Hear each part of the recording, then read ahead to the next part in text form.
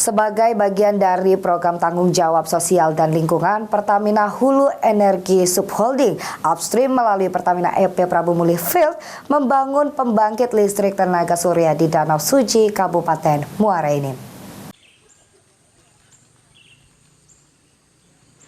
Yang kami hormati, Pertamina EP Prabu Muli Field memberdayakan masyarakat di Desa Wisata Danau Suci Lembak, Kabupaten Muara Enim melalui program Desa Energi Berdikari atau DEB pada Rabu 23 Agustus 2023. Sebagai bagian program tanggung jawab sosial dan lingkungan atau TJSL, Pertamina EP Prabu Muli Field menghadirkan pemanfaatan hidroponik serta sistem kelistrikan Danau Suci dengan membangun pembangkit listrik tenaga surya. Peresmian PLTS di Danau Suci Lembak itu dihadiri langsung manajer CSR Pertamina Persero Dian Hapsari Virasati dan asisten 2 Muara Enim Rizwandar. Pemasangan PLTS ini bagian dari program Pertamina Desa Energi Berdikari.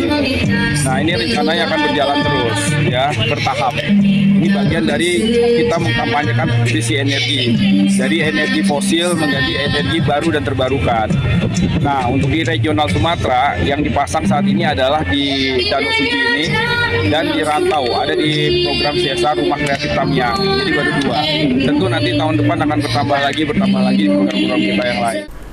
Program Desa Energi Berdikari telah dilaksanakan sejak tahun 2019. Hingga saat ini telah ada di 52 desa di seluruh Indonesia dan memberikan manfaat dengan menghasilkan 143.250 watt peak energi pembangkit listrik tenaga surya. Beni Firdaus, PAL TV.